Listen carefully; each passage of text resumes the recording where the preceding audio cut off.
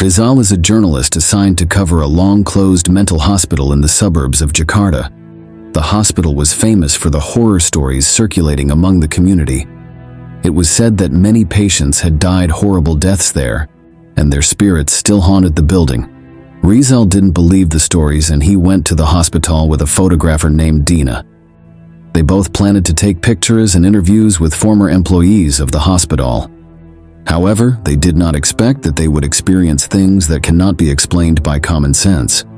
Rizal and Dina arrived at the mental hospital in the afternoon. They saw a large building that looked old and dirty. The iron fence surrounding the hospital was rusted and had holes in it.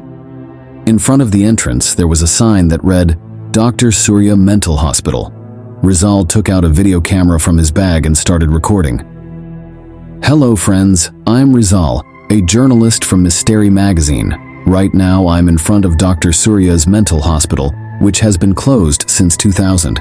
This hospital is known as one of the most haunted places in Indonesia, as many scary stories have happened here. It is said that many patients were tortured, killed, or committed suicide here, and their spirits still linger. My photographer Dina and I will try to uncover the secrets behind this hospital. Are there really ghosts here? Or is it just a myth? Let's see together." Rizal stopped his recording and turned to Dina. "Come on, let's go in. Don't be afraid. It's just a job." Dina nodded, though her face looked pale. She followed Rizal to the entrance of the hospital. They found the door locked with a chain and padlock.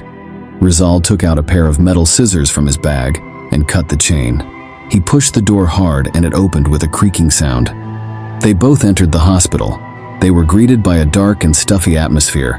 A musty and foul smell stung their noses. Around them, there were many items scattered around, such as wheelchairs, medical equipment, patients' clothes, and documents. On the walls there were traces of blood and strange writings. On the ceiling there were cobwebs and rats scurrying around. "Wow, this really looks like a place abandoned by the world," Rizal commented as he turned on the flashlight on his video camera. "Let's go find the administration room. Maybe we can find something useful there." Rizal and Dina walked down the corridor of the hospital. They saw many room doors that were tightly closed. On some of the doors there were writings such as "No entry," "Danger," or "Caution."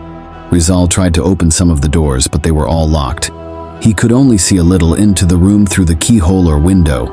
Inside the room, he saw a messy bed, torn dolls, and horrible pictures. "What's wrong with this place?" Rizal muttered. "What are they doing with their patients?" Dina did not answer. She just gripped her camera tightly. She felt that something was wrong with this hospital. She felt like someone was watching them from the darkness. She wished they would just finish their work and get out of here. Finally, they found the administration room. Rizal opened the door easily. Inside the room there was a large desk full of papers and a defunct computer. On the wall there was a sign that read, "Dr. Surya, Hospital Director." Rizal walked over to the desk and started rummaging through the papers. He was looking for something that would give him a clue about this hospital. "Did you find anything?" Dina asked as she stood by the door. "Not yet. These are all ordinary documents. Letters, reports, notes. Nothing interesting," Rizal replied as he continued to search. "But look at this," he continued, holding up a thick red book. On the cover, it read, "Dr. Surya's Daily Journals." "Wow, this might be useful. Let's see what's inside," Rizal said as he opened the book. He started reading the pages. He was surprised by what he read. The book contained Dr. Surya's personal notes about the hospital. As it turned out, Dr. Surya was not a good doctor. He was a psychopath who conducted sadistic experiments on his patients.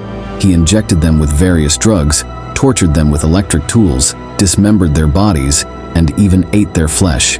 He also wrote about the hallucinations he experienced, about the voices whispering in his head, about the supernatural beings that haunted the hospital. He claimed that he was a messenger of God who had to rid the world of the insane. "God, this is terrible," Rizal said as he closed the book. "This Dr. Surya is completely crazy. He's killed hundreds of people here. No wonder this place is haunted. Dina nodded. She felt sickened by what she was hearing. She wanted to leave here immediately.